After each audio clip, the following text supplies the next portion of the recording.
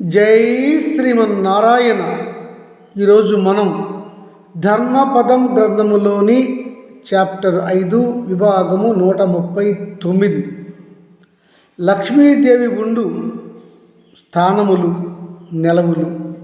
లక్ష్మీదేవి ఉండని స్థానములు నెలవులు ఏమిటో చెబుతున్నాడు భీష్మాచార్యులు వారు.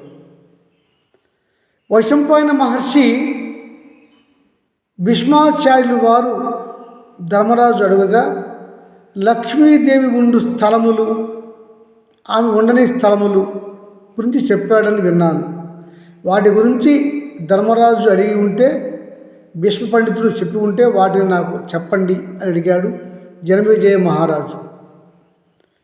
రాజన్, అవును, భీష్మ పండితుల వారిని ధర్మరాజు అడిగాడు. తాత, లక్ష్మీదేవి ఉండు నెలవులు ఏవి?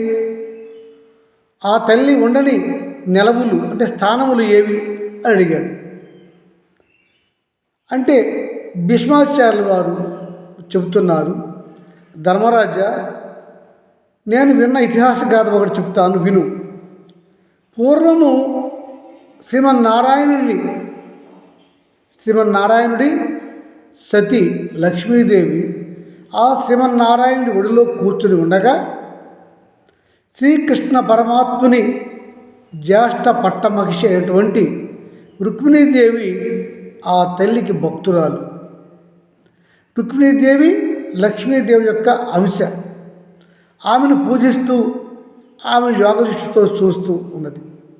చూస్తూ ఆ లక్ష్మీదేవి మహాదేవిని చూస్తున్నటువంటి ఈ రుక్మిణీదేవి మాత, నీవు మహాలక్ష్మివి, ఐశ్వర్య ప్రదాతవు.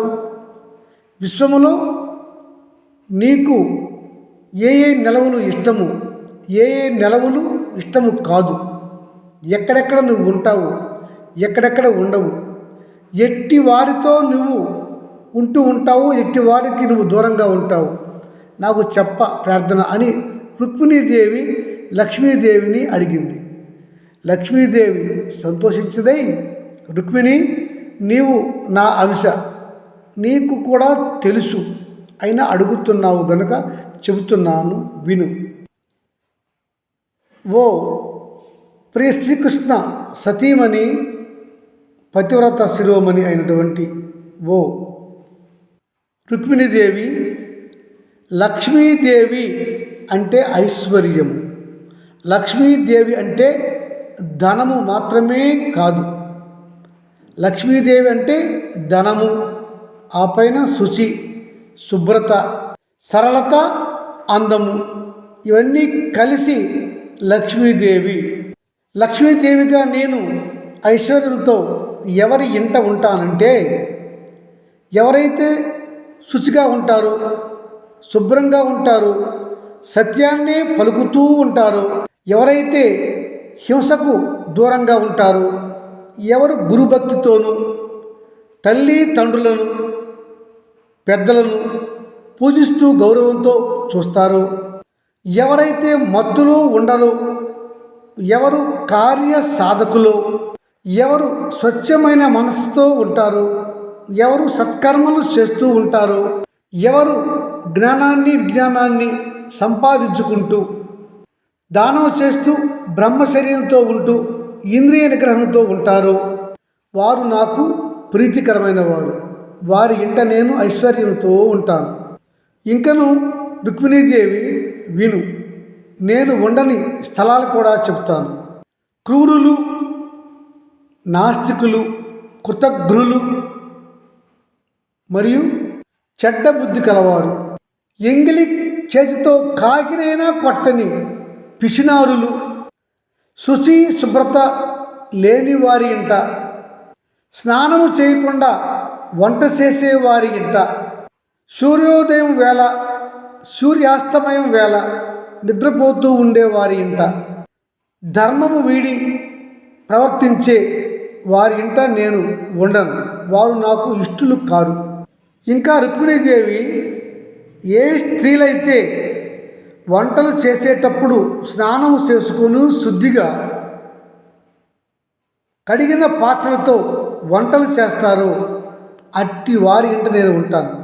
ఏ స్త్రీలైతే కఠినంగా మాట్లాడుతారో, అసత్యాలు చెప్తారో, ఇతరులపై చాడీలు చెప్తారో, తన భర్తను అగౌరవంగా చూస్తారో వారి ఇంట నేను ఉండను.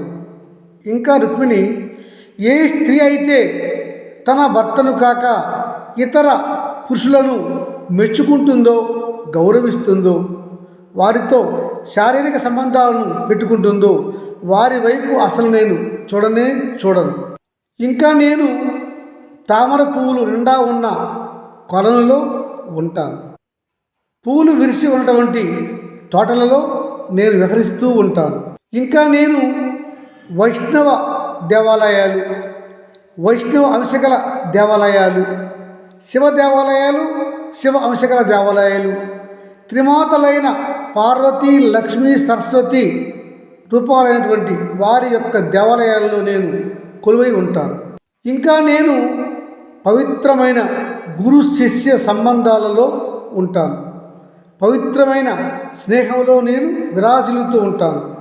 నేను ప్రమాణితమైనటువంటి అన్నదమ్ముల స్నేహంలోను, అక్క చెల్లి అక్క అన్న తమ్ముల స్నేహంలోను నేను